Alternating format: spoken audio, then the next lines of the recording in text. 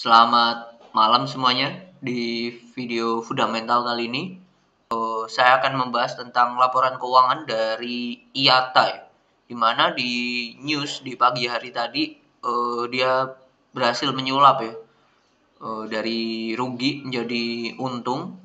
Nah, dan hari ini, di malam hari ini kita akan bahas laporan keuangannya.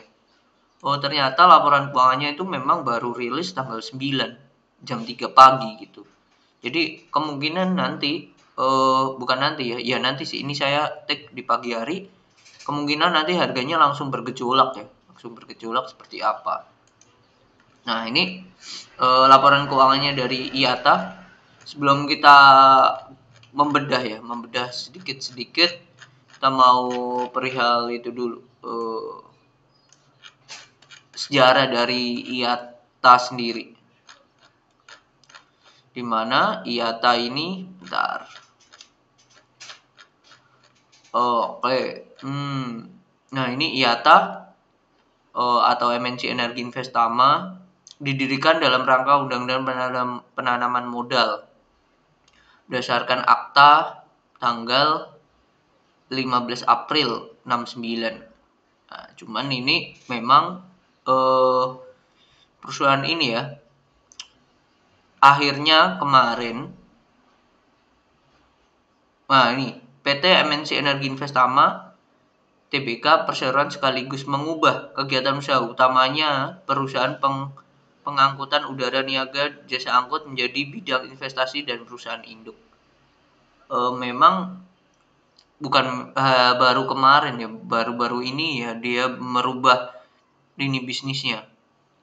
Entitas induk terakhir dari perseroan dalam kelompok usaha PT MNC Investama. Dan ya itu, terus ini entitas anaknya ada MNC Infrastructure, Global Maintenance, terus Indonesia Air Transport, lalu Bakti-Cool Resource. Nah ini baru nih, baru tahun operasinya 2010, tapi ini baru diakuisisi 2022 ini. Nah ini terlihat, ya, di 2021 enggak ada, terus akhirnya ada di 2022 ini. Nah ini tanggal 6 Mei 2012 Perseroan dan Koperasi Karyawan PT Bakti pihak berrelasi mendirikan perseroan dengan nama PT MNC Infrastruktur Utama dan bergerak di bidang jasa pelabuhan khusus ini. Terus nah ini pada tanggal 23 Februari 2022 Perseroan membeli saham PT Bakti Coal Resource yang bergerak dalam bidang pertambangan batubara dan jasa terkait lainnya dengan komposisi kepemilikan sebesar 99,33% dan PT Bakti Panjiwira sebesar 0,67. Nah, dan di sini bisa dikatakan bahwa ini memang salah satu switching atau penambahan dari lini bisnis dari PT MNC Energi Investment ini. Oke, itu kita mulai pembahasannya, di mana kita lihat, ya, ini laporan keuangan dinyatakan dalam US dollar. Terus ya udah. Untuk asetnya sendiri, ya, aset lancarnya ini naik dua kali, ya. Dimana kenaikan paling banyak itu di persediaan bersih sama uang muka. Kalau kasnya ya naik juga sih, kasnya naik juga 2 kali lipat, tapi tidak sesignifikan ini, ya. Persediaan bersih 2 kali lipat, dan bahkan uang muka dan beban dibayar di muka ini naiknya 3 kali lipat, hampir 4 kali lipat, hampir. Nah kalau di total asetnya ini bertumbuhnya lumayan besar banget, nih. Untuk hitungan hanya 6 bulan. Nah ini bertambahnya besar. Terus liabilitas, nah ini liabilitasnya juga bertambahnya 5 kali lipat sendiri, dan penambahan paling besar tuh di utang lain-lain. Nah kalau kita cek utang lain-lain ini itu dari nah ini utang lain-lain, dimana utang lain-lain ini utang paling besar tuh ada di sini terhadap PT MNC Investama atau induknya. itu sebesar 140 juta US dollar. Nah, ini digunakan utang ke PT MNC Investama merupakan utang pembelian saham PT Bakti Coal Research.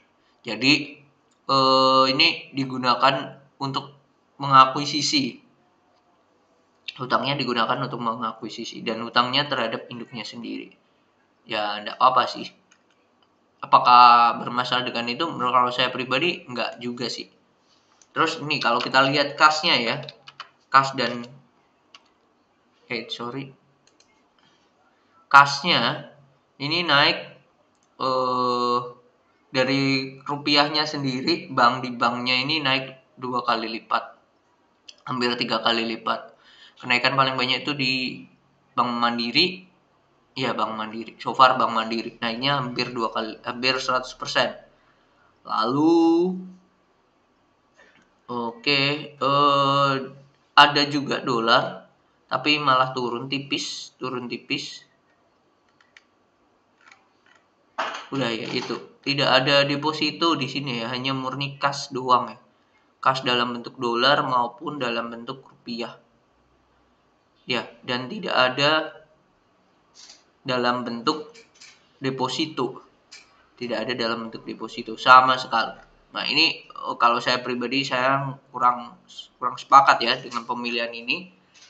Karena daripada uangnya terlalu banyak di dalam kas, hanya rekening, ya mending ada sebagian yang ditaruh di deposito. Oke, liabilitasnya itu kenaikan paling signifikan ya pada pihak berelasi ini. Ternyata 140 juta sendiri itu digunakan untuk akuisisi. Sudah jelas dari mana, jadi tidak masalah. Terus ya, utang jangka panjangnya juga tidak ada masalah. Ekuitasnya ini jadi negatif ya. Oh, karena ini ekuitas yang dapat didistribusikan kepada pemilik induk ini jadi minus. Kenapa minus ya? Karena untuk akuisisi itu ya. Oke, nah ini. Dimana labanya ini naiknya signifikan ya. Dari rugi 6 juta jadi 16 juta US dollar. Yaitu. Nah, kalau kita cek ya pendapatan usahanya ini naik hampir berapa nih? 8423 berarti hampir 3 kali lipat ya. 3 kali lipat. 9 6 4 kali lipat, hampir 4 kali lipat. 12 ya, hampir 4 kali lipat. Kalau kita cek pendapatannya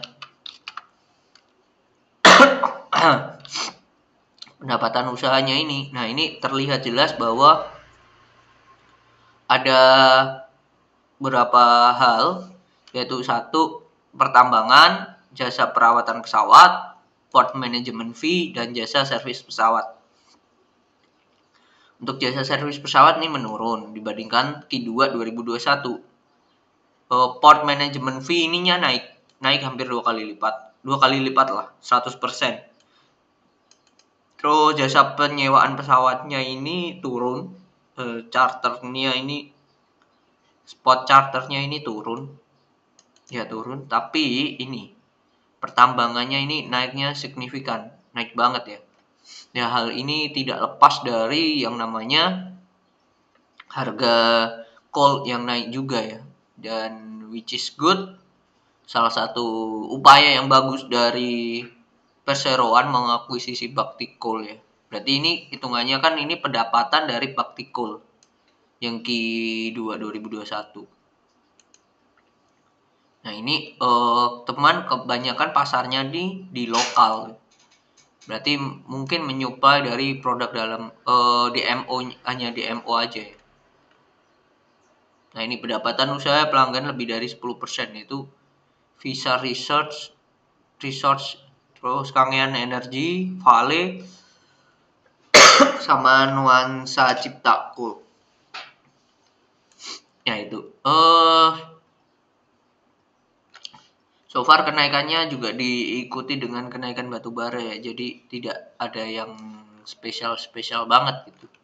Tapi yang membuat spesial adalah mereka pemilihan waktu melakukan akuisisi itu hal yang sangatlah oke gitu. Sangatlah oke untuk ukuran yang namanya momentum, memanfaatkan momentum. Memanfaatkan momentumnya bagus untuk si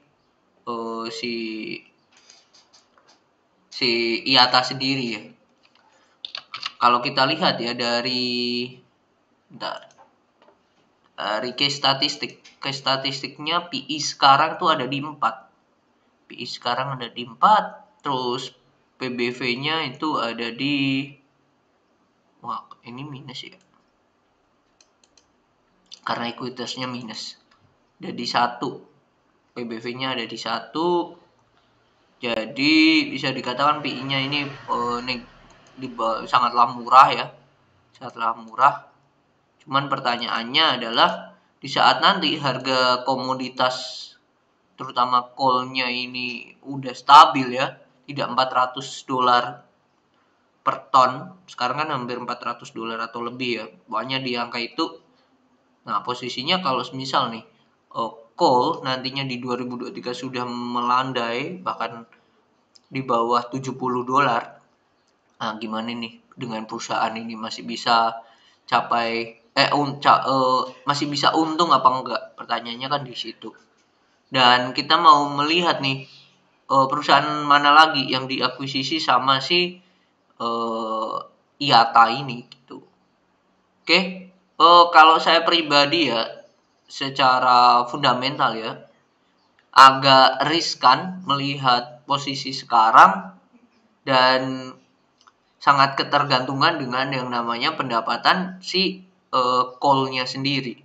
Nah pertanyaannya adalah kalau misal coal-nya sudah stabil dan turun, perusahaan ini gimana gitu? Gimana dalam artian masih bisa sustain nggak? Dan masih bisa memacu labanya nggak? Atau perusahaan ini ada plan nggak buat akuisisi perusahaan lainnya lagi gitu? Dimana ini tadi dijelaskan bahwa menjadi perusahaan investasi gitu. Oke. Mungkin itu. Jadi kalau menurut saya pribadi ya IATA untuk tahun ini oke lah. Untuk 2023 mungkin tengah-tengah masih oke gitu. Tapi pertanyaannya di saat harga coal sudah stabil, perusahaan ini seperti apa? Jadi kalau buat investasi IATA menurut saya pribadi saya enggak dulu lah untuk IATA. Mungkin itu video di hari ini. Semoga bermanfaat. Sampai jumpa di video selanjutnya. Bye-bye.